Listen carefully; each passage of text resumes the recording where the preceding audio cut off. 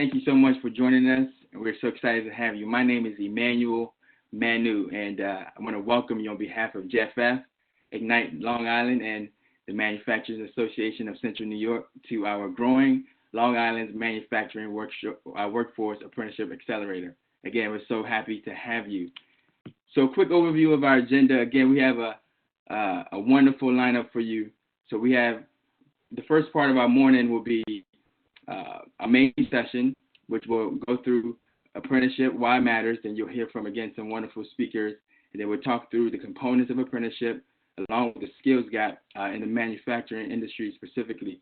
Then we'll look at youth apprenticeship and how critical it is as we look to grow the workforce over here on Long Island. And then we'll talk about funding and resources, the all-important component as we look to get you all either started or expanding what you're doing. And then for the second portion of our day, of our morning, we will have 3 breakout sessions, and we hope you'll be around for those breakouts. You'll get your choice of going into either starting a registered apprenticeship breakout, or if you'd like more information on a youth apprenticeship partnership and how you can build those.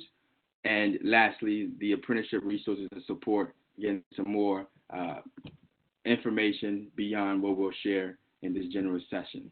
So again, hopefully you can stick around for that second portion because we'll have some great conversations and a chance to engage and interact with our panelists. And so as I get out the way, you're going to hear a video from Lieutenant Governor Kathy Hochul.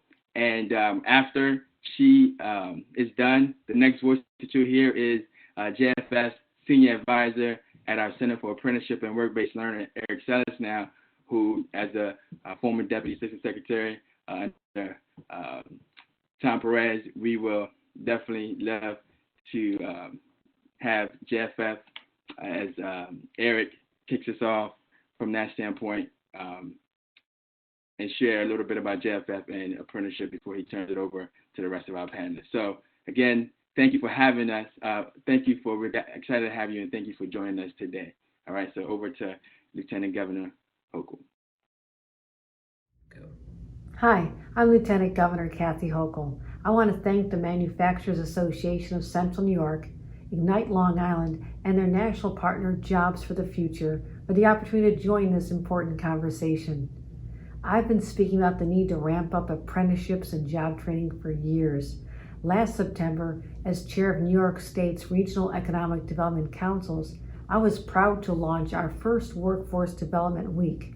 I traveled across the state to help spread the word about our $175 million Workforce Development Initiative to modernize, streamline, and strengthen job training programs. I've seen firsthand a transformation in people's lives once they finish their apprenticeship and are ready to launch into the job market. Business leaders across the state tell me they can't find workers with the right skills to fill their jobs. This has been a problem for years, and unfortunately, the COVID-19 pandemic has only made the problem worse. Jobs may be difficult in this new era as employers rethink their employment needs. We need to identify those that will continue to require human interaction and not be replaced by automation. That is our challenge as we focus on getting millions of New Yorkers back to work in jobs that will be there in the long term. Advanced manufacturing will do just that. Now is the time to reimagine New York for the future, to build back better in our post-COVID world, and apprenticeships will play a key role in our economic recovery. I also want to add that as we look to the future, we also want to make sure that all New Yorkers have the ability to seek their full potential and be part of a sustainable economy. One issue I've raised for years is that as I visit apprenticeship programs is where are the women? We know that a major hurdle for women to get ahead is the lack of childcare. It really boils down to who's going to watch the kids when mom is taking job training classes. One unexpected outcome of this pandemic is that the conversation around childcare is finally changing. No longer is it seen as an individual family's or a woman's responsibility. Instead, it's seen as society's problem. I co-chair New York's Child Care Availability Task Force, And I've spoken with CEOs in both upstate and downstate who agree childcare is now their number one issue. And the lack of childcare is a crisis for their workforce. So my goal through all of this is to continue to find ways to bring government and business together to solve this problem. I've been very impressed with my many conversations with the leaders of MACNY and their desire to find solutions as well. I'll continue pushing the federal government to invest in childcare as part of a strategy to get more people, particularly women, back to work. It's long overdue. And I'll end on this note. We need to be smart with how we build back better. We need to make sure that we're empowering young people and people who are mid-career and in training them in fields that will be around for generations to come, like advanced manufacturing. So I thank you for being part of this critical dialogue as we reimagine the future. This has been a challenge for states in our country long before this pandemic. But this is New York. The bigger the problem, we say bring it on. And I thank you for being part of the solution. Wow. Well, thank you, Lieutenant Governor. That was great. She hit a few key points that I want to make, and really interesting to hear her mention COVID and childcare and women in manufacturing and young people in manufacturing, which are probably a lot of the things we're going to talk about the next couple hours. So good morning, everyone. I'm Eric Sells now. I'm Senior Advisor with JFF Center for Apprenticeship and Work-Based Learning. I've spent the last 30 years or so running local workforce boards, the state workforce board, Deputy Assistant Secretary at the Department of Labor, and now nonprofit Jobs for the Future, where in 2007, we launched our Center for Apprenticeship and Work-Based Learning to build capacity, provide technical assistance, and support to the field. You know, and we've been pretty successful at doing that over the last 3 years. We're still growing. But I will say we are at an inflection point with apprenticeship and job training in general in this country. COVID and the social justice issues of the last few months have really changed the game for a lot of people in this country. And certainly with dislocated workers and long-term and unemployed that we hope will not be long-term unemployed, it's a particular issue. We've been through economic downturns before, and many of you all probably were around 2008, 9, 10, 11, and 12 when the Great Recession really impacted our work. And, you know, during those, lost almost 100,000 apprentices across the country because of work slowdowns and whatever. But I would say, you know, we are at an inflection point, not only because of COVID and the social justice issues, but really because apprenticeship has really just been up and coming the last 5.5 years in this country. It's for the last 100 years, it's been doing a great job with our brothers and sisters in the labor unions and building trades and some manufacturing where they really used apprenticeship very well. And when you look at the data from those activities, you see that of all the workforce programs that you have in the country, from an evidence point of view, the best wages, higher completion rates, and job retention rates of 94%, which is off the charts. It's a no-brainer on apprenticeship in terms of allowing employers to build their workforce, allowing employers to train people the way they want them, and providing pathways to good jobs and good wages for apprentices. Now, Lieutenant Governor was right. There is a dearth of women compared to the general population in manufacturing, but there are opportunities for women. There are also challenges and wage disparities with people of color in apprenticeship, and we need to do a better job of outreaching and communicating with those groups and organizations through workforce boards, community-based organizations, and community colleges, who are all great partners in this apprenticeship effort to really move this along. So, you know, since 2014, there's been about $1 billion new dollars invested into apprenticeship. Oh yeah, I do have slides. Thanks, Emmanuel. Almost $1 billion in the last 5 years invested in apprenticeship.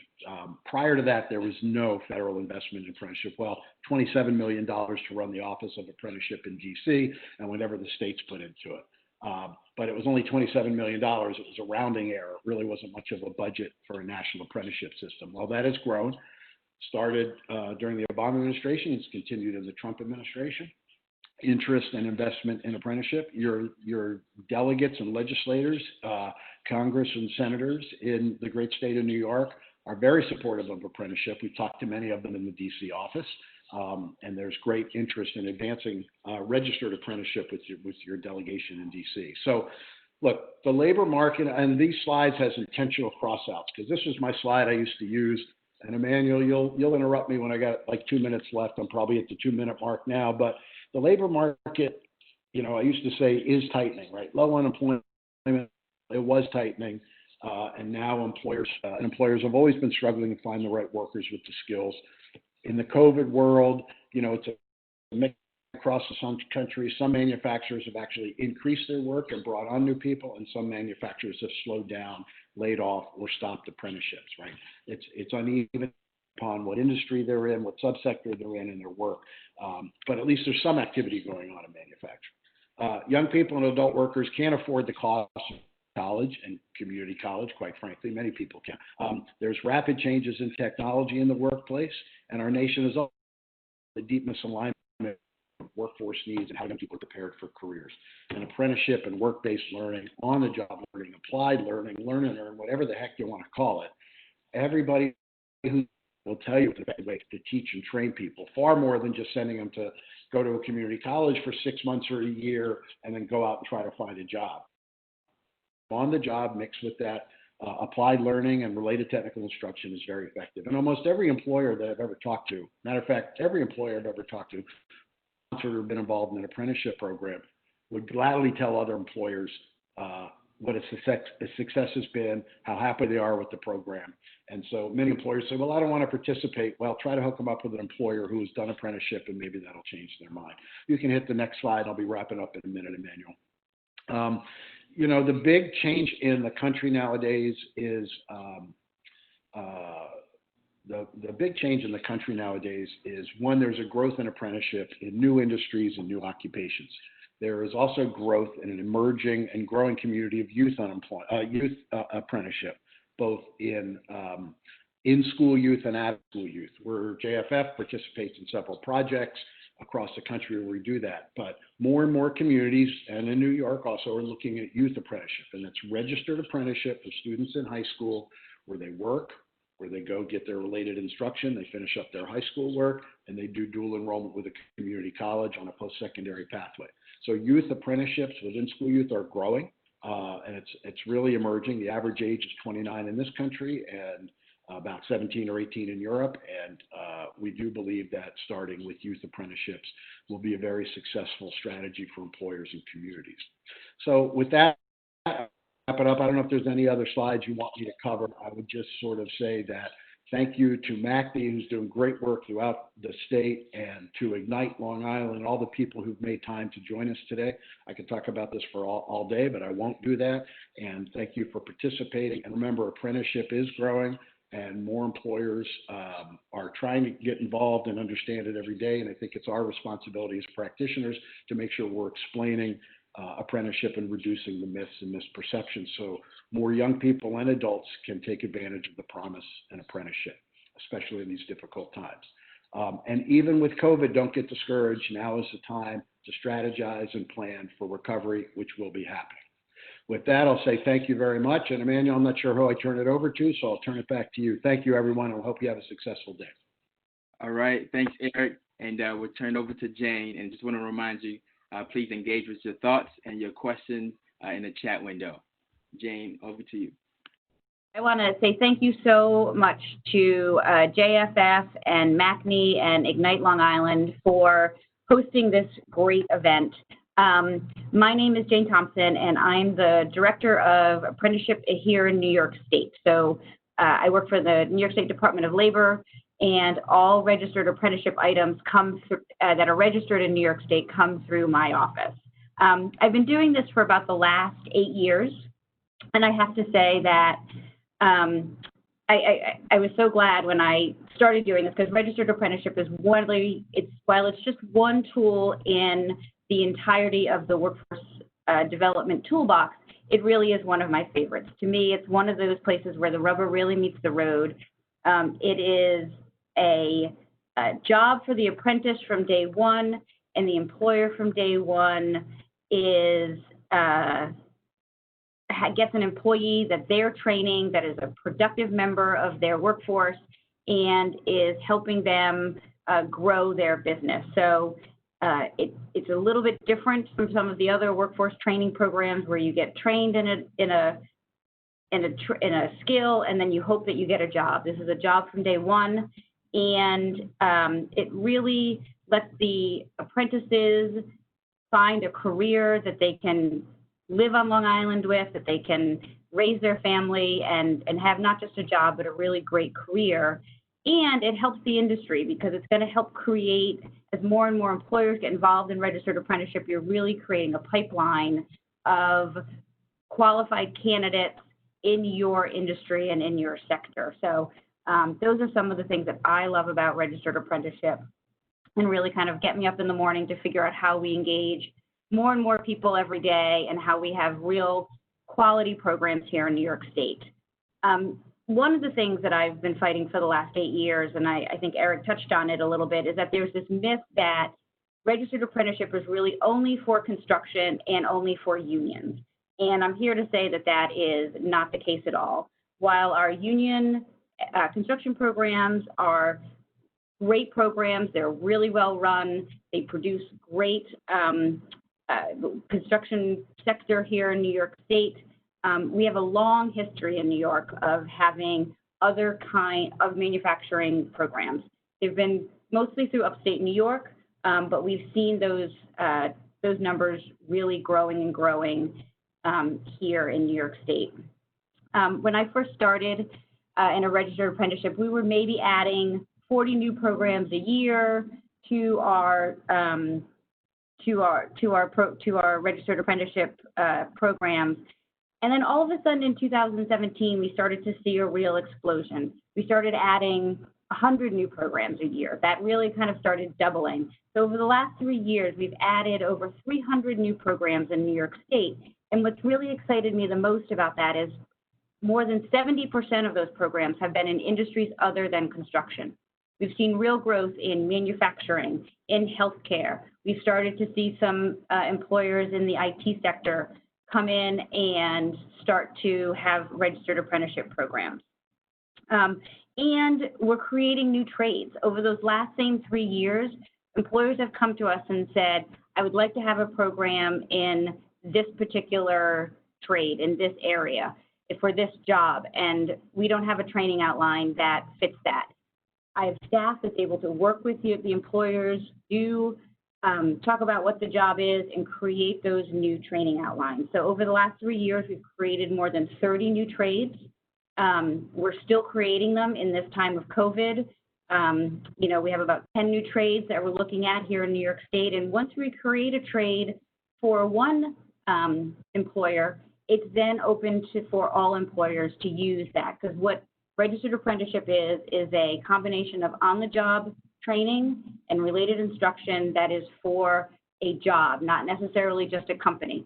Company can come in and tweak it a little bit to fit their needs, but a majority of the training outline is the same, whether you're in Long Island or Buffalo and training to be, let's say, a CNC machinist. If you want a CNC machinist apprentice, they're going to be getting about the same training no matter where in the state they are. So we're creating these new trades to really meet employers where they are, to figure out what their new needs are as we enter into 2020, and as businesses see everything adjust, we're able to adjust with them and give them those new trades, to update some of our old trades as those things go on. So we're really here to work with you. COVID has changed a lot of things. What's been interesting is a lot of our programs are in both construction and manufacturing. Both of those in New York State were deemed essential. So while work may have slowed down, what we've seen in our registered apprenticeship programs is that they've really been still operating, still adding apprentices, still graduating apprentices, even during this time of COVID. And I think one of the things that we've seen here in New York State, and someone termed this, and I love this term, is really seeing this silver tsunami. We are entering a phase where there's going to be a large retirement of skilled workers, and not necessarily that next generation of skilled workers coming behind them. Registered apprenticeship is a great tool to help combat that problem. It's really a passing on of skills and knowledge in a particular trade and sector from one generation of workers to the next. The apprentice is coming into your place of employment, learning from your veteran, learning their skills from your veteran workers, your skilled journey persons, and passing that knowledge on from one place to another, from one generation to the next. And again, that's one of the other things that I love about registered apprenticeship in this whole workforce development. You can have your employees that have been your best employees helping train your new employees, so that way you as a business can continue on and continue to grow and continue to be productive. So I'm lucky here in New York State that, it hasn't been some kind of magic silver bullet that has helped us grow apprenticeship and help us do things. The first thing that I always say that is my part of our magic sauce is staff. I have great staff in New York State. I'm lucky to say that I have 40 staff members who work with me on registered apprenticeship. They're located throughout the state. We never want anyone to go into anything alone when it comes to registered apprenticeship. My staff is there to work with you every step of the way, from exploring a program, setting your program up, and then as you go through your program, I have staff there to help make sure that you're, if you have any questions, provide the technical assistance, make sure you're getting everything out of the program that you want, and the apprentices are getting everything out of the program that they want. So I'm very, very lucky. We have 2 staff members located in Long Island that can help start your programs, grow your programs, answer all your questions about your programs. And then again, I have staff throughout the state. The second part of our secret sauce here in New York State has been our fabulous partnerships. I'm going to mention first SUNY. I know you're going to hear some from the State University of New York systems here. The SUNY campuses have long been partners with New York State Department of Labor in registered apprenticeship as a related instruction provider. What's great about going to a SUNY campus is that you can get credit as you're going through your apprenticeship program and graduating and getting that certificate. You can also earn credits towards a SUNY 2- or 4-year degree. But our partnership with SUNY has been fabulous, and it's only grown in the last few years as there's been budget allocations to help pay for for related instruction that happens at a SUNY campus.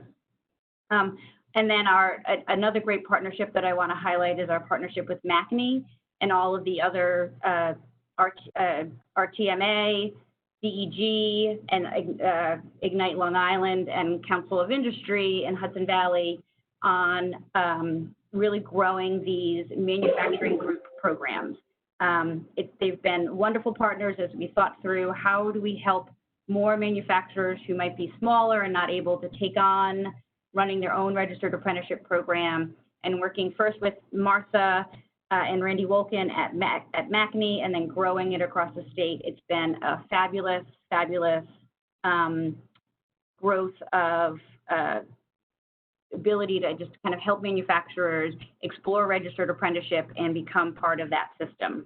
And then the last piece, when I first started at registered apprenticeship and I would talk to folks about it, I didn't have much to offer them besides what I saw as the kind of great pieces of registered apprenticeship. I now have some resources in New York State that I can offer those that are registered in New York State programs. They include, as I said, tuition reimbursement at SUNY campuses. They include a grant of money for each apprentice that can cover things like books, tools, and even help offset some wages. And then finally, there is a tax incentive that the New York State Legislature has put into place. So we have great support from our elected officials, from the governor and the lieutenant governor, who I was really excited to hear from today, as well as our state representatives in the Assembly and Senate, and that they've really helped provide me with the resources that I've needed to help grow registered apprenticeship. So you're going to hear a lot about what goes into registered apprenticeship in our next sessions.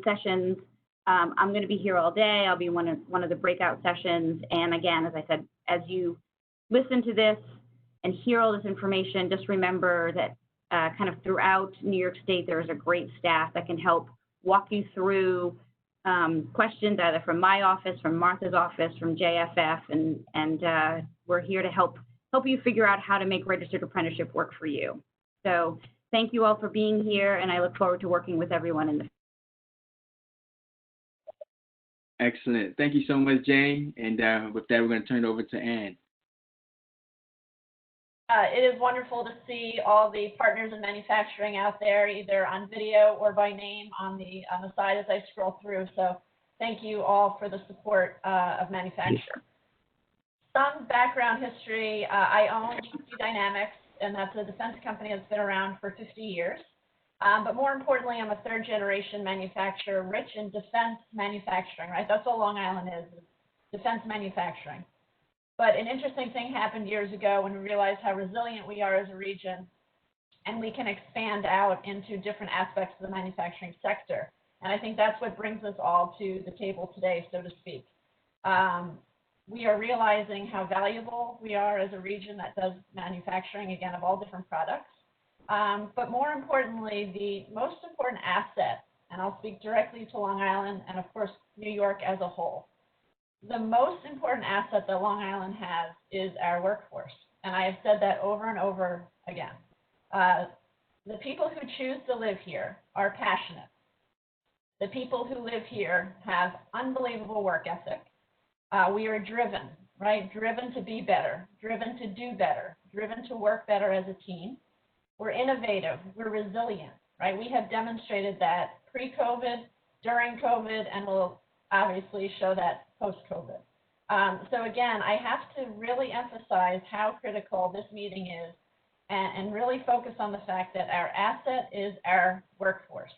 I took a composites company down south, right? I tried that avenue, went down south. It didn't work. 7 years I was down there. It was the people. Nothing against the Southern people. I married one of them. But I have to say that it ended up that the inability to get the skilled workforce that I needed in composites brought me back to New York to grow the company here on Long Island. And with that being said, I continue to speak specifically about composites in my world of how we need to continue to foster continuous training, education, match up core competencies and capabilities so that companies can continue to hire. So that is, again, and I thank you profusely that we are really pushing this apprenticeship acceleration project, because when I talk to companies, you know, nonstop, even during COVID, I think we had probably 7% growth in hiring during COVID, right? Because the pool of applicants out there were continuing to work. We were essential. We're a critical infrastructure industry. We had to continue to work.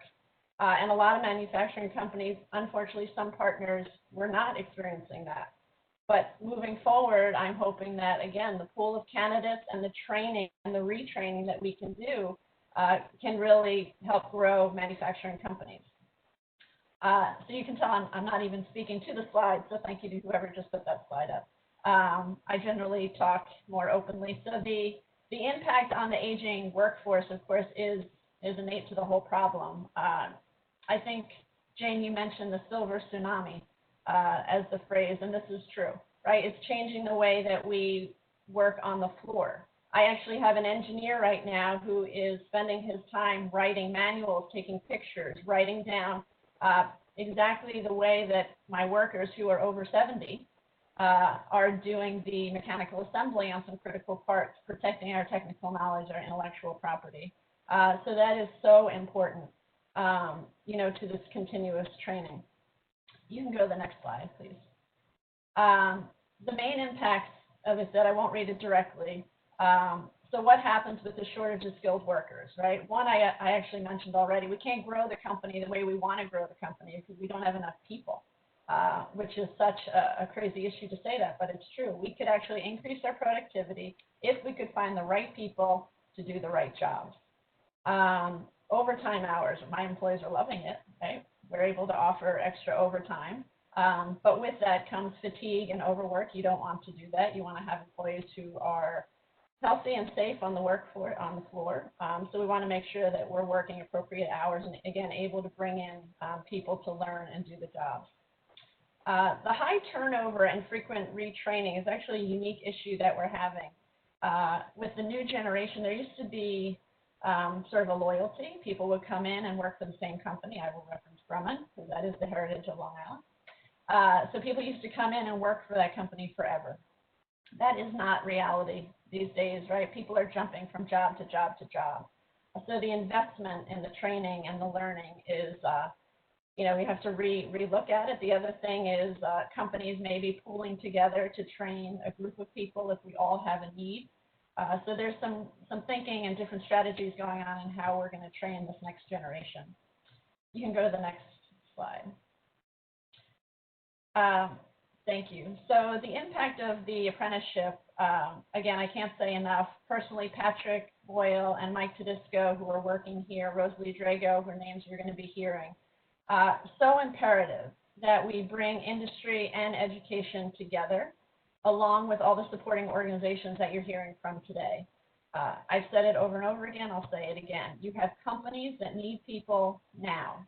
We could offer jobs right now if the core competencies of these people match the skills that we need. And I cannot say that enough, especially right now with all that's going on and people needing jobs. So with that being said, I am probably over my few minutes that I had to speak with you. But I just want to say thank you. We're going to continue to push this effort. I am the founder and running Ignite Long Island, which is the manufacturing consortium of Long Island. And again, this was an outbreak pretty much. We were doing aerospace and defense as an organization, and we really wanted to open it up, the sector, completely beyond aerospace and defense to make sure that we're bringing in all the different aspects of manufacturing, whether it's food, pharmaceuticals, and all the other products that we make. So again, with the effort of MACNY and JFF and all our partners here on the call, thank you for supporting Ignite. It is my dream that we will someday have a manufacturing institute on Long Island where we can bring all of us together and have events together again at some point, and really be the hub for Long Island and as an expansion to the region. So thank you so much. Thank you again, all the partners here on the call. I look forward to working with you. Well, thanks, Ann, Jane, Eric, and Lieutenant Governor.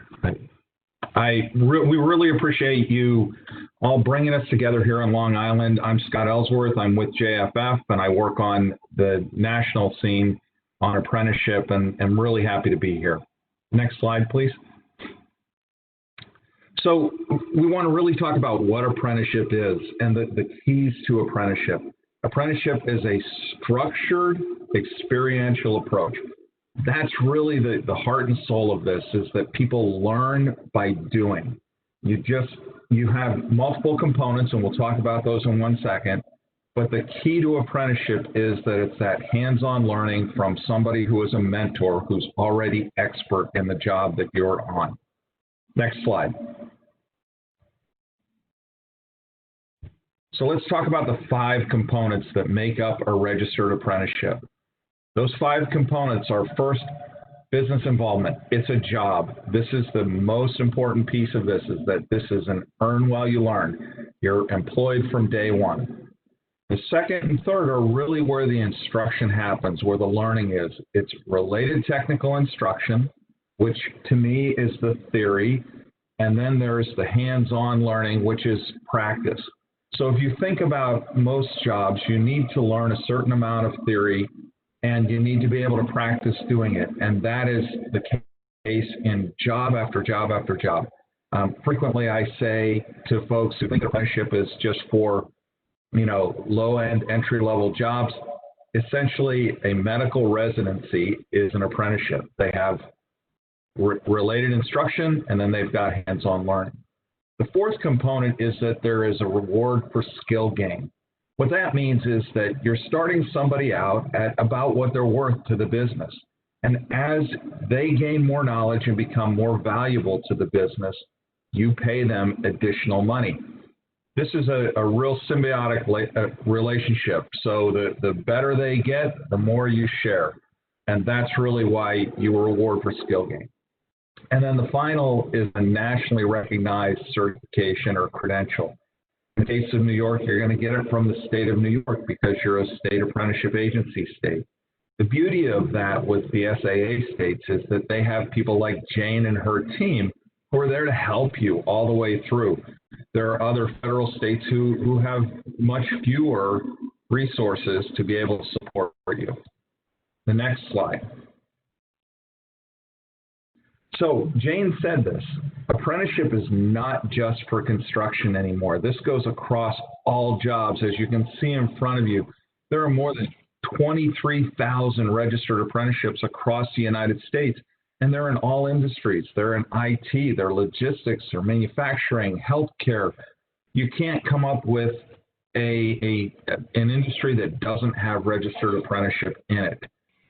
It includes the traditional industrial trades, but it also includes many jobs like accountant or shop supervisor or in the retail, the pharmacy techs, etc. So next slide. And this is probably the most important part. Go ahead to the next slide, please. Probably the most important piece, and I say this, not that one, back up, sorry. I say this to manufacturers all the time because I came from manufacturing.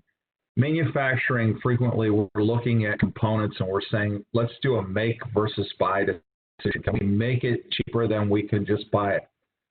Well, workforce, although it's not just a component and it's not something that you buy, this is a build versus buy strategy. Do you build your own workforce, or do you go out and pay top dollar for somebody that you hope has the skills you need? So I'm going to pass it on to Jim from Optimax, which is one of your local New York companies that's doing apprenticeship, and he can share with you what the real value is from somebody who's actually doing the work on the ground. Jim. Good morning, everybody.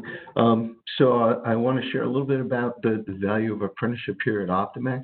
One of the things is it creates a skilled talent pipeline. One of the things we've always been aware of is the need to foster that pipeline and create that future workforce that's going to come in and be our company in the future. So apprenticeship can take those pipeline skills to the next level. There's piles of apprenticeship trades. I think there's over 1,200 registered trade titles on the books. If you look at the DOL website, when we started our apprenticeship, there was really nothing on the books that addressed what we do in precision optics manufacturing. I'll talk a little bit more about our program in a minute. So we had to create our own program from scratch. And working with Jane Thompson's group in Albany was really very simple. It went through, it was a good process. So to just continue on, the retention of employees, there is a commitment that's shown between the employer and the apprentice, and they're developing into a career that they really understand. They understand what their position is going to be in the career. So your apprenticeship completers tend to stay with the apprentice providers. As far as industry retention, the Journey Worker Certificate is a portable credential. When we created our program, we did a lot of work to make sure that it would be accepted by our industry, which is the American Precision Optics Manufacturers Association. And we're in the process now of developing some of these apprenticeships across the country, so that portable credential really has some value to the apprentice. And the other thing that it creates is mentoring and coaching opportunities for some of your current Journey Worker employees. It helps them to be better at training the work that they're doing and working effectively with the apprentices. Can we have the next slide? As far as the value to the apprentice, this is a paid job that they start out, they're making money with, and they're getting on-the-job training. It's a pathway to a career. It provides ongoing skills development, and we have competency expectations identified for every stage of our apprenticeship, so that as the apprentice goes through, they're getting feedback every day on how they're coming along, what's going on. The other thing is that Scott talked a little bit about the wage increases. New York State requires that you have a progression, a wage progression that happens on a 6-month interval.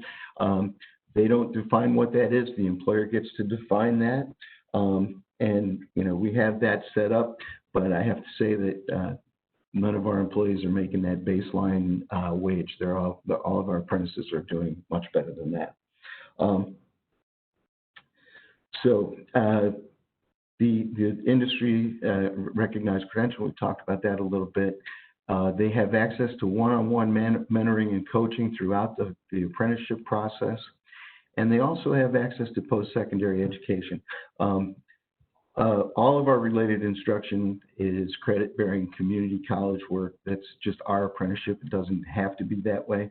But all of those credits can be applied toward a certificate or an associate's degree if the apprentice decides to choose to go that way. And also, we've been able to find grant funding for related instruction, and our apprentices incur no college debt through this process. So can I have the next slide? A little bit about our program at Optimax.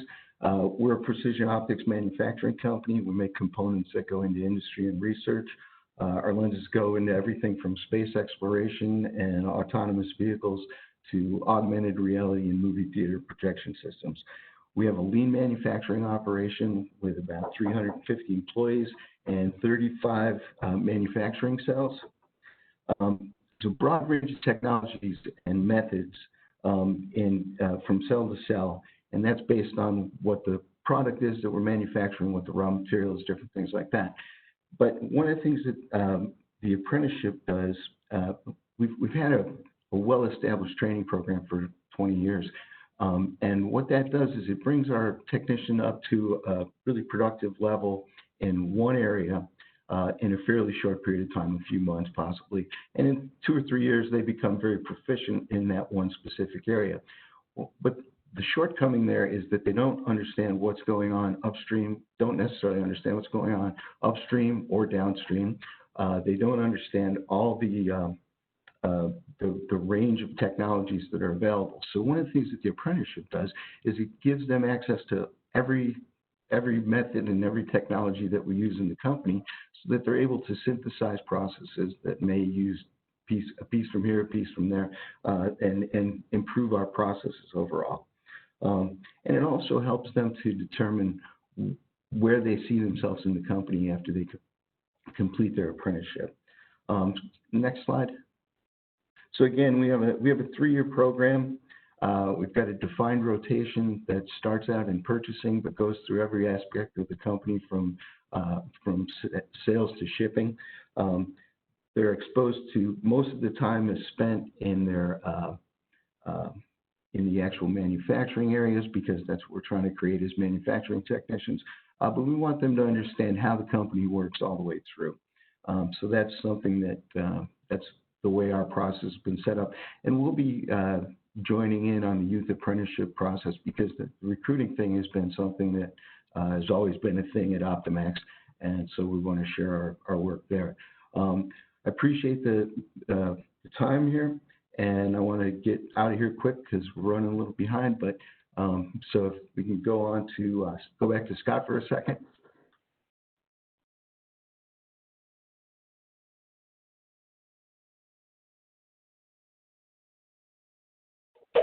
Thanks, Jim. I apologize. I was struggling to get unmuted there, which I know Martha hates. So this is where the rubber meets the road. When you go and you're talking to an employer, this is where you really see the value of apprenticeship. You're all going to have an opportunity at the end. There are 3 breakout sessions. I'd encourage you to stick around, go to the one that is most meaningful to you, bring your questions, participate. That's what you can make it today really valuable. All right, on to the next. Hey, good morning, everybody. Thank you to Jane and Martha and Anne and everyone that came before me, and thanks for the opportunity to speak today.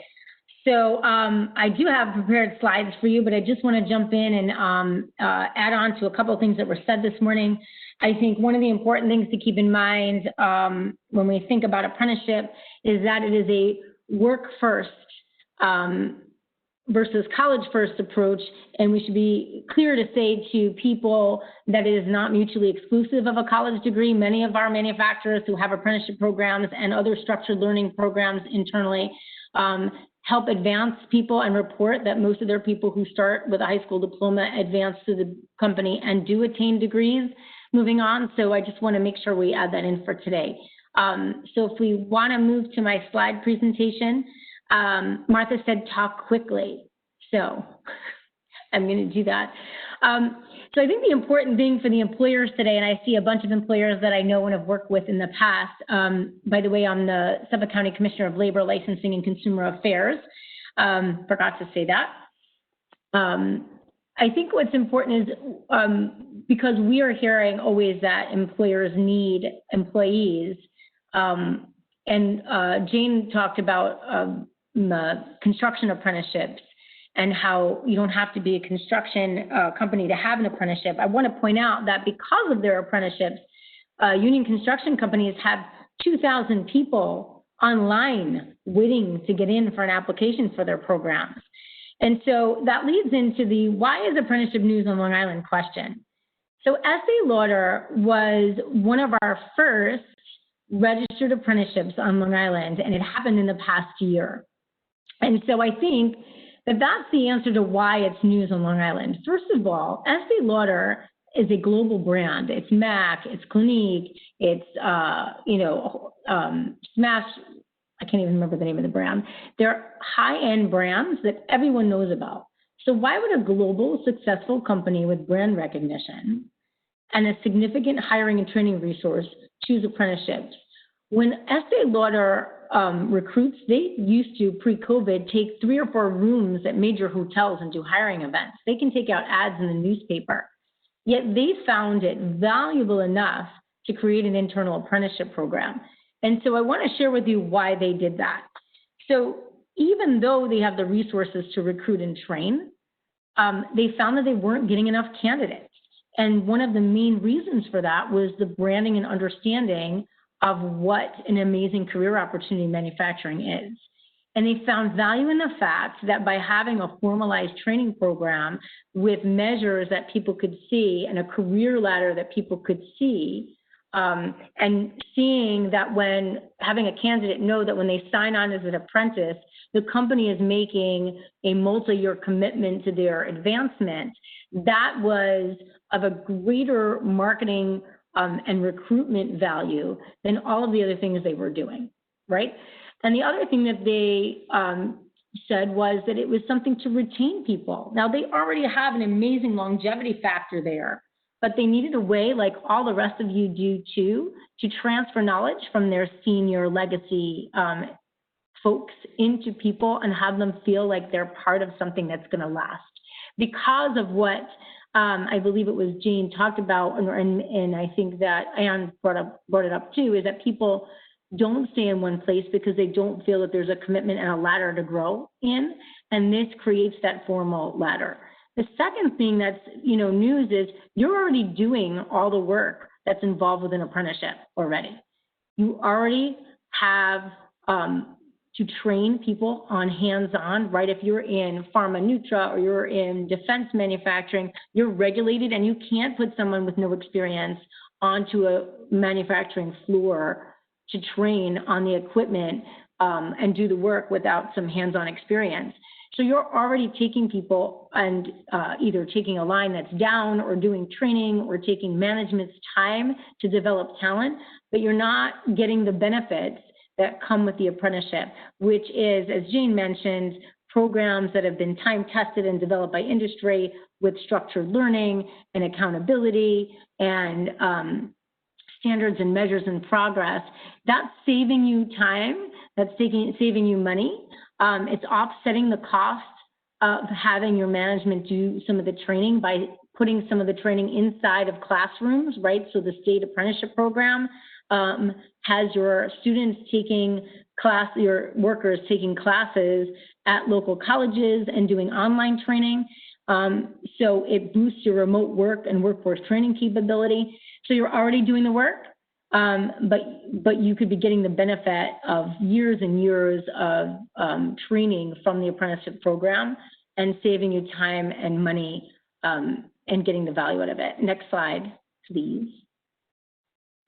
So the other question I continuously get when we talk about post-COVID, but even before, is how does this help build the economy, right? We're already doing the work, like you said, we already are training people. What does it do?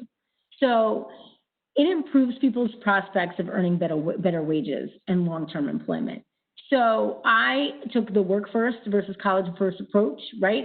Still got to be commissioner of labor with this amazing opportunity that I had.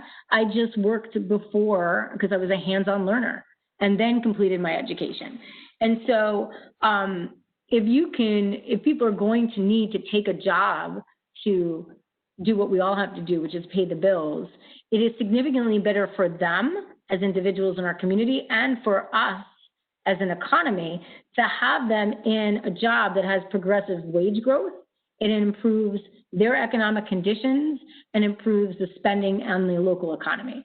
So I delivered pizza, I worked as a waitress, I ran a 7-Eleven, I worked in a comedy club. All those things were wonderful, and yes, I got skills and I learned, and it got me here.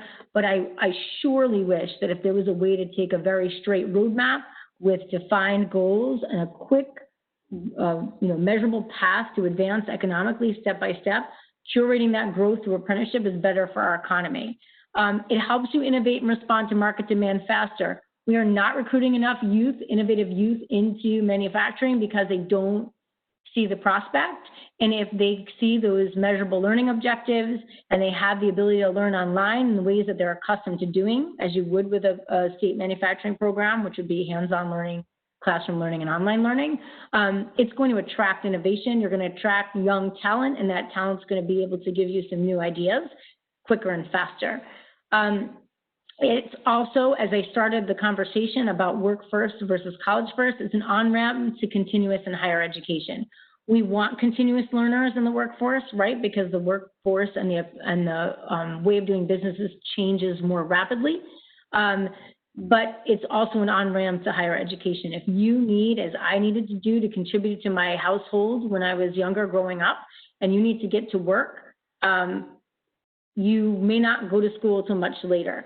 But many of the people I spoke to in senior level management and manufacturing started out with a high school diploma, came in, started on the line, and then went back to college. So it is actually a facilitator of higher education and higher learning.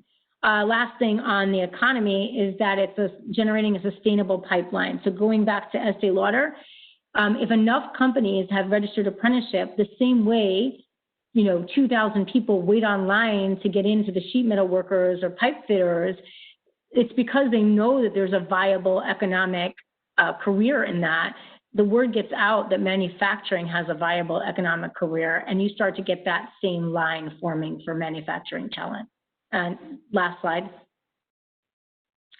So we've been, Ann and Jane and Martha and everyone else who's on these slides, we've been having this conversation for a really long time. So if a pandemic didn't make us realize, we're going to do it, we'll get to it, I don't have time for the paperwork, I don't have time for the, right?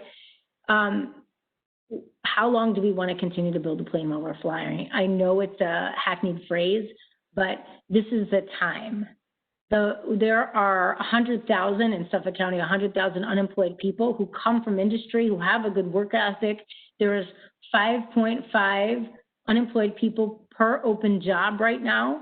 This is the time when people are willing to shift to a new industry to do this work, to build that pipeline, to promote manufacturing as a career pathway and get new talent and a sustainable pipeline. Like, if now isn't the time, I don't really know when there isn't a more urgent need to do that. You got to ask yourself, what is between you and investing in sustainable talent pipeline? Whether it's Jane's team or Ignite's team, whatever is standing between you and investing in that pipeline, they will help you. Or us at the Department of Labor, the local Department of Labor, we will sit with you and take the time, whether it's Suffolk or Nassau, and help you remove the barrier, but don't let whatever that is stand between you and investing in your future. And, lastly, I would say what are you doing to develop and retain talent on Long Island? It is your job to do as well as ours. We can't continue to just beg people to take manufacturing jobs. They have to see that the employer wants them. We need your help in promoting the roles and opportunities in manufacturing. They don't want to hear it from me. They're like, great, you're the head of labor. Of course, you're going to tell me to take the in-demand jobs. They need to hear directly from you that this is a great opportunity. Last thing I'll say about that, because I know I need to go, is we're doing a session with D'Addario for youth. They're going to bring some of their top young talent onto a Zoom, and we're going to broadcast that to our schools. These are things, they're also exploring apprenticeship. These are things that we need your help in developing that talent pipeline, and we will facilitate in any way we can. And lastly, if you do want to look, and I know you're going to talk about youth programs next, if you do want to look at successful programming, I again would encourage you to look at the construction trades on Long Island. Opportunities Long Island, which is a construction trades pre-apprenticeship, has successfully recruited young, diverse talent into the building and construction trades so they can be part of the economic growth of their community. And you, as an industry and manufacturing, have the power to do the exact same thing. So thank you for your time today. Call me if you have questions. I'll put my email up there. I am here for you. Thank you so much, Rosalie. Really appreciate that information. And before we transition to talk about youth apprenticeship, we have a quick 1-minute video from Noah Mueller, who is an apprentice at Optimax in Charlotte, New York. And Noah's video won 3rd place in JFF's Why Our Apprentice National Video Competition. So here it is for you. I'm Noah Mueller. I started working here at Optimax about 3 years ago for an internship and started my apprenticeship in December of 2019. I wanted to go into an apprenticeship program because I decided that the normal college route that everybody else took wasn't the right route for me. What I've learned since I've started my apprenticeship is that learning things in the workplace is wildly different than how you learn anything at school. Everything is right in front of your eyes. Since starting here, I've grown in my social ability, being able to talk to my coworkers, as well as learning hands-on. The benefits of working in this apprenticeship program is that Optimax pays for my whole college tuition, parking, and books. Most people don't realize that there's other alternatives to the generic college path, and going into apprenticeship is a great way to get a head start.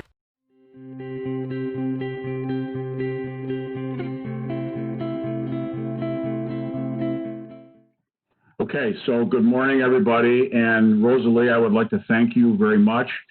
You could be a straight man for a comedy act because the things that you presented are exactly what the Youth Apprenticeship Program can bring. So a little introduction of myself, as you can see my bio there, is that I did graduate from the New York State Apprenticeship Program back in 1983 as a journeyman tool and die maker, and I worked my way up through manufacturing and actually ran a manufacturing company the last 10 years before I retired from manufacturing and became the Director of Workforce Development at the Rochester Technology and Manufacturing Association. My main role in the RTMA was to work with the Manufacturers Alliance of New York, which MACNY is kind of the chair of, and to grow apprenticeship programs in the Finger Lakes region in the non-traditional occupations, which were specifically to us, the advanced manufacturing industry. I started that in October of 2018, and within 2 months, the underlying message I was getting from employers were, where is the next generation of apprentices going to come from? I have 2 people in my workforce that I have ready to register for an apprenticeship program, but where are the next generation of youth going to come from? So I went back and started working with my constituents at Monroe Community College, and we came together, and starting in December of 2018, we put together a straw man and started to develop a program that is now called the Finger Lakes Youth Apprenticeship Program. So if you could go to the next slide. You can see here that this is a 1-page overlay. I'm not going to get into the detail because you can hear more about that in the breakout session. So in 2019, we launched our first inaugural year of the Finger Lakes Youth Apprenticeship Program. And our intention was to bridge the gap between employers, parents and grandparents, and educators. Everybody had a need, but no one seemed to know where to turn. The guidance counselors or counselors in the school said, we're willing to push students in this direction, but we don't know enough about it, and we can't push a student in a direction if we aren't educated in that, because their role is to make sure the students are successful. Parents and grandparents weren't sure of what that really meant, that it is a post-secondary opportunity. This is a way to start the process and earn while you learn while going to school, and you can continue on with your education. And then the employers, many times their HR department or recruiting departments are burdened with all the regulations and running a business that they don't always have the time to look for high schools and BOCES and CTE programs to fill their skilled trades gaps. And many times they're looking at the bottom line and they say, well, we don't need anybody right now. Well, the problem with a youth apprenticeship and apprenticeship program is it's a strategic plan. You can't look at the next 2 months bottom line and say we can't afford an employee. You have to say we've got an aging workforce, right? The average age in manufacturing is around 55 or 56 years of age. So there's many employees that are retiring in the next 3 to 5 years. So you have to start now by training those folks. So we developed this youth apprenticeship program, and this is a one-page flyer that we present to parents, grandparents, or educators that kind of give a brief overview of what the program is. So it starts off with, we go out and we talk to students in the Finger Lakes region. And last year we talked to about 350 students in the CTE and BOCES programs throughout the Finger Lakes region and city schools. Of those 350, 119 applied. So you can see there that there's an application day. We went out and we captured all these paper applications.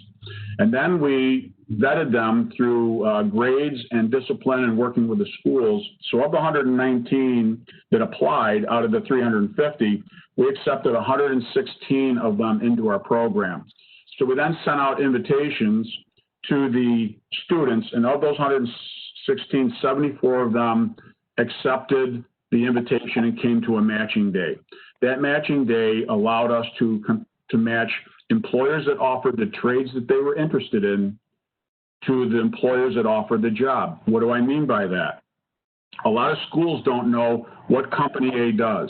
So a student B wants to be a welder. They're not sure if company A even offers welding or not. We provide that service. We know what the employers offer. We educate the students on what those job opportunities are, and we're able to provide that match.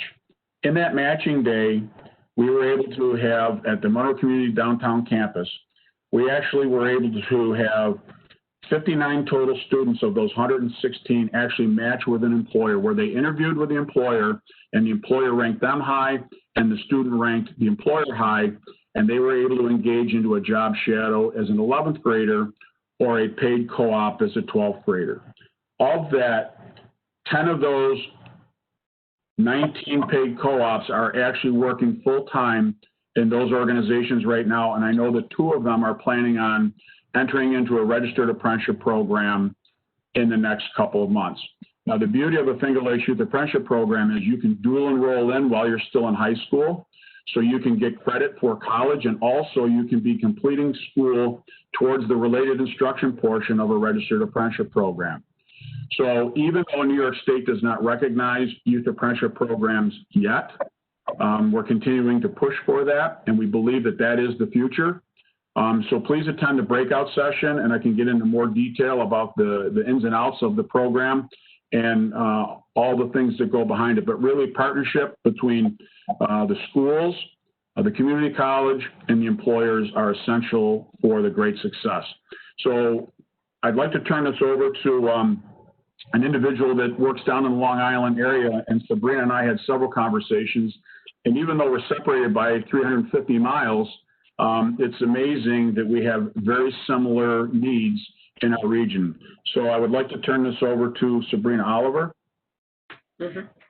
Thank you, Bob. Thank you. Welcome everyone, and I am elated to actually be here. Again, just as Bob stated in our conversations, we talk about parallel needs for the upstate area and Long Island area, and I just do not know how he and I have not met beforehand.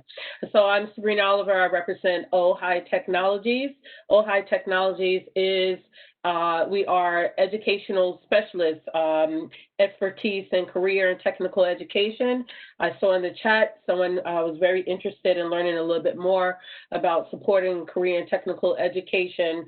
And we also focus on work-based learning and workforce development with the overall agenda to really level the playing fields for the underserved in the STEM communities and STEM industries, and that would be minorities, it could be females, those with different abilities even, and actually making sure that we are helping that build that talent pipeline between education and also industry. Next slide, please. We want to talk about the problem. So in speaking about the STEM underserved, here in Long Island, it's very unique. We have more school districts than many even states have here on Long Island, and we only have 2 counties. And even with that, we have about 3,000 manufacturers. I know Patrick could talk about it a little bit more, but just as Ann stated earlier, we have jobs in the manufacturing industry where you know, we don't have employers, right? So we have all of these opportunities to employ someone, but yet we can't find the workforce. And so to the point where Scott stated earlier, which is what I like, I've always used the term growing your workforce, but Scott said build versus buy. And that is what we have to do here on Long Island, by building and growing our talent here in Long Island, but through actually exposing STEM. And here you'll see on the slide, it says STEAM, but most understand what arts are, but in terms of the science, technology, engineering, and math, and how it plays with this whole workforce need to benefit manufacturing is something that we want to stress. Next slide, please. Okay, so as you can see here, there is a problem on Long Island. It's very unique. We'll talk about it a bit more inside of the breakout session, but what the opportunity here for us in terms of apprenticeship is really about increasing the opportunities for those who are the STEM minorities. Here on Long Island, we have roughly about, next slide also, we have roughly about 11 high-need school districts. And of those 11 high-need school districts, we have 7 that are critical. And so what is important to understand about these high-need school districts is that if they are high needs, meaning that they require education support, they require industry buy-in, and this is just to help increase the graduation level. So even if we increase the graduation level, we still have to make sure that there is a bridge to industry, and not just industry beyond you know, Long Island, but industry right in their own backyards. We have manufacturers and schools who are not in, they're just not connected. And so that's what we hope to do, actually connect those manufacturers that are right in the backyard of their own school districts and really help them to expose what it is that they need, you know, for, you know, from their talents, who would be their, you know, best talent candidates, and start forming those relationships and reinforcing those relationships. Next slide, please. And I know I'm talking a little fast, so I'm just trying to stick to the time. So please forgive me. So again, go to the next slide, please. Okay, I'm sorry about that. Lastly, what I want to say, thank you, Emmanuel. Lastly, what I want to say is that please join us for the in the breakout session, which is breakout session 2. We will speak specific to the needs of the schools. We will speak specifically to the partnerships that's needed here on Long Island. We will talk about why Long Island is in the need of something very similar to the Finger Lakes Youth Apprenticeship Program, and not just in terms of on the high school or even the secondary level, but even more so in making that connection even at a younger level, right, to actually expose the opportunities that our manufacturers can actually afford the schools by having a solid partnership, you know, which will benefit the schools and also will benefit the actual manufacturing industry here on Long Island. And I just want to thank you and hope to see you in the breakout session. Thank you. Thank you so much, Sabrina. And with that, we'll turn it over to Johanna. It's wonderful to be here with all of you. I'm assuming my sound and visuals are acceptable. Yes. Yes, good, great, terrific. So I'll probably be the briefest of the group for this segment, but I want to say how nice it was really to hear everyone else. It is wonderful to be here with our partners from Jobs for the Future, from MACNY, Ignite Long Island, and our real steady partner, the Department of Labor. I mean, everything that we talk about is made possible because of their really good work. So I thank Jane Thompson for all of her support and the time that she puts into trying to make this a user-friendly initiative. It's interesting, you know, I have some prepared remarks, and I was planning to tell you about Nassau Community College and Suffolk Community Colleges, and that we have 64 campuses across the State University of New York, and it isn't just the 2 on Long Island, although I happen to love Long Island. But as I was listening to the other folks speak, to me, it all comes down to one thing. This is a really good deal. This is a really good deal for students. Even though the video didn't work perfectly, you heard a student come on who just shared how, you know, learning with applied learning is, I think his words were, way better than, you know, sometimes learning in the classroom. And we all know that's true. And my colleague who spoke just before me was also talking about how some of the most challenged students find this to be the most rewarding experience. So it's a great deal for students. It's a great deal for employers. You know, 100 years ago, when I remembered going to Germany and visiting the apprenticeships that are for them just a way of life. It's not even something special. It's what they do, because employers recognize that what they're able to do is employ people who've had the appropriate training and education to come in and do a really good job. And the investment is very different than when you're hiring someone off the street. So for all that we do in terms of the State University of New York and our instruction, we know firsthand what a difference it makes. And then for our educators, there's nothing better than to have students come into our classes and know that at the end, or even concurrently, that they're going to have a wonderful job opportunity, and a job opportunity that will yield a living wage, something that's really going to make for their future. So I was really thinking about it. I said it really comes down to, it's a good deal, and a good deal that both the federal government and our governor has invested in. With my colleagues that you'll be hearing from in a few moments, who will share much more of the details, we have $17 million that we have invested in this work, because that's how much we believe in it and what we believe is an opportunity of a lifetime. Someone said earlier, if not now, when? We found that with this pandemic, a lot of students who believed in the quote-unquote gig economy and thought, you know, there were other ways of making a living, actually have gravitated towards this work. We've also found that we have a very captive audience.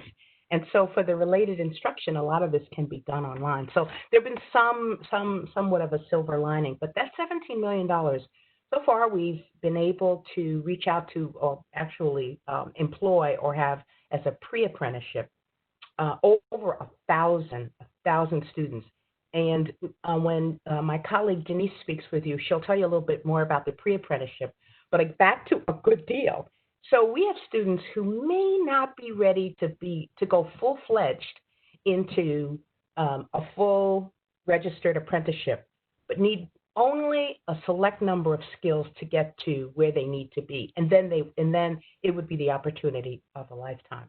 And so that's where pre-apprenticeships come in. So I was thrilled to hear one of our colleagues talking about SC Lauder and how SC Lauder has realized that this is a good deal on Long Island. My colleagues from Rochester talked about how important it is. I would argue it's a really good deal for New York State. It's a good job. It's a good deal for students, employers, and really for Long Island. So with that, I'm going to turn to Denise, who will tell you what it is we're able to offer you and some more of the details. But I thank you so much for your time and enthusiasm around something that we think is pretty terrific. Thank you.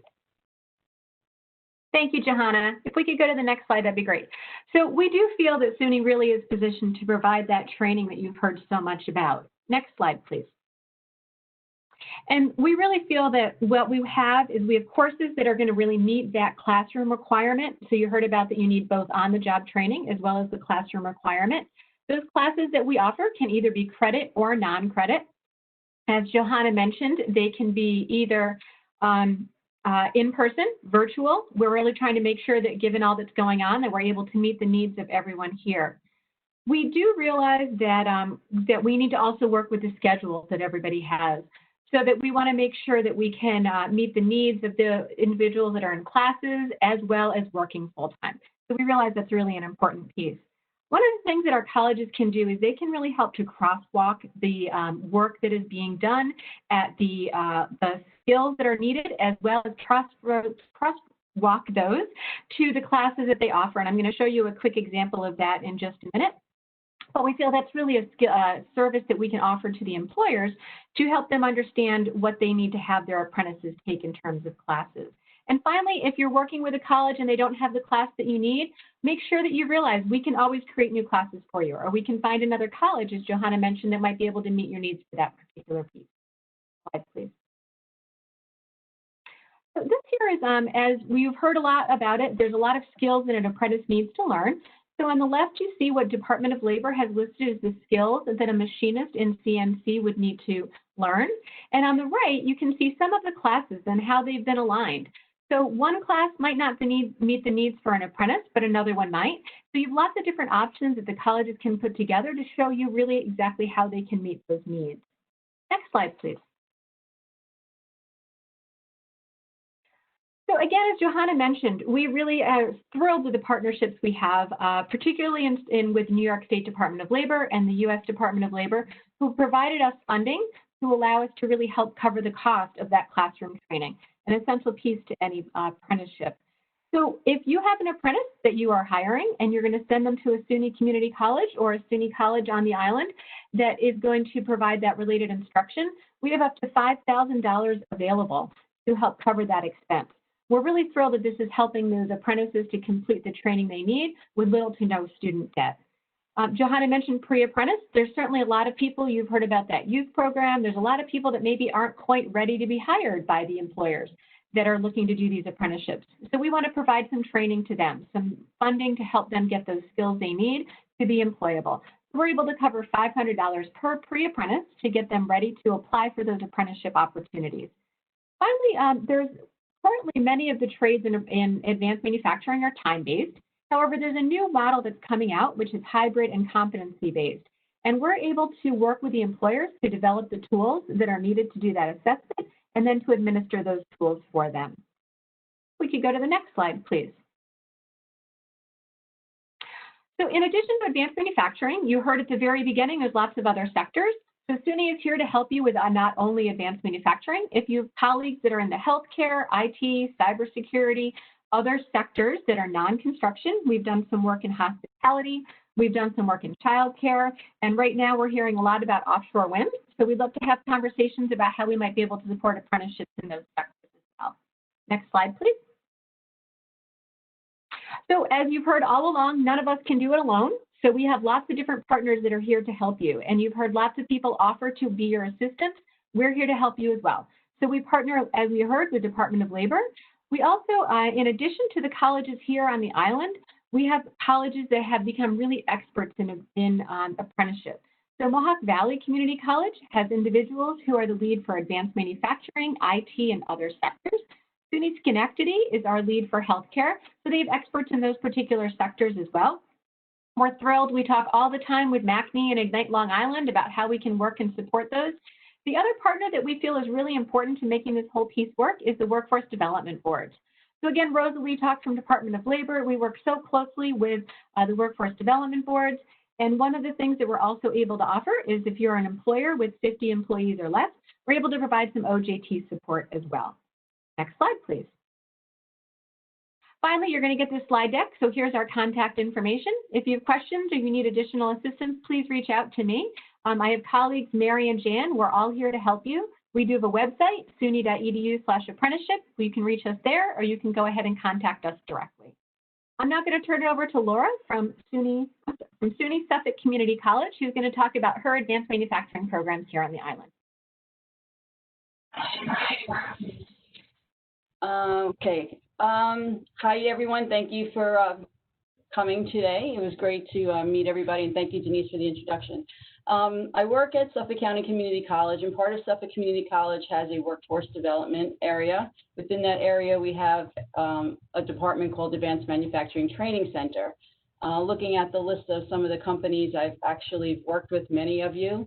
What we do here at the center is we provide training and do alignment of our training within the manufacturing area all over Long Island, across Queens to out east. We are a remote training facility. We offer certifications in areas such as machining, 3D printing, welding, etc. Next slide, please. The advanced manufacturing training offers all different types of things. Like I've mentioned, we are nationally recognized certifications. We do that in welding and machining. We have small hands-on class sizes. So everything we do is hands-on, it's practical, it's all skill-based.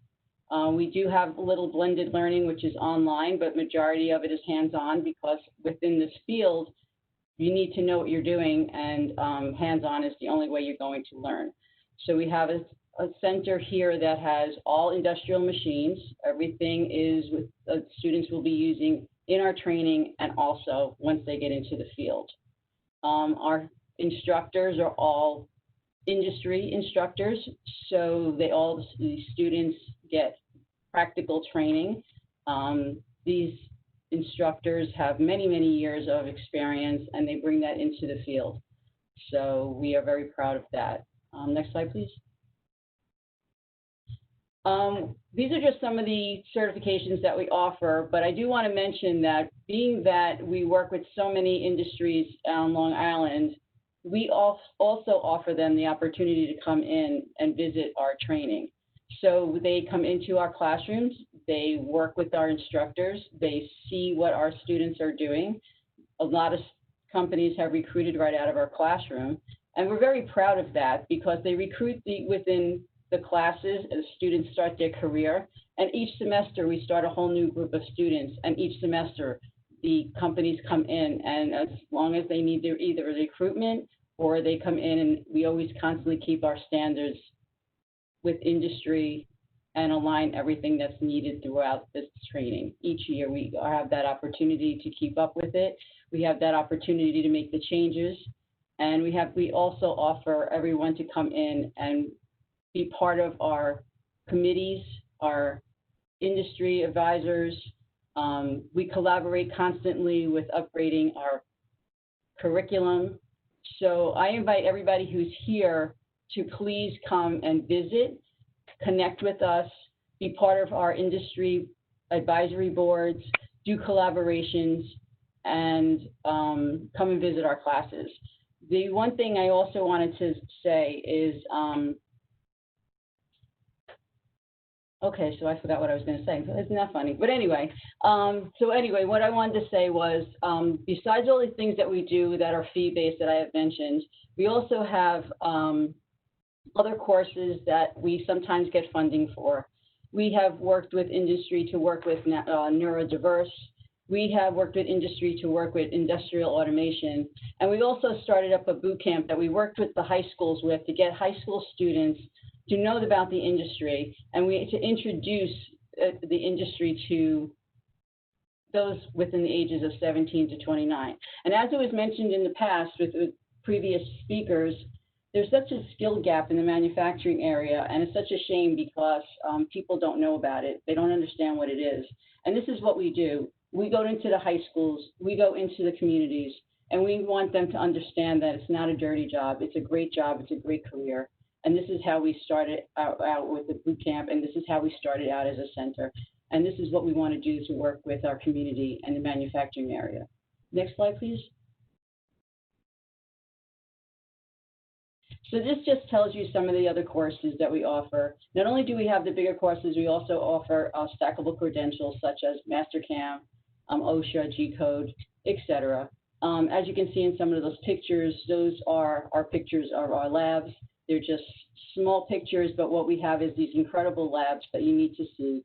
They're all industry, like I said, they're all industry standards, and this is what the students learn on. Next slide, please. The college itself has made a great opportunity for the community to understand what we do. And that's just one of the, if you see on the bottom, that's a video that we created to make everybody understand what we do, and also to provide the interviews of some of the students that went through our programs that are now working for some of the local companies on Long Island. Next slide, please.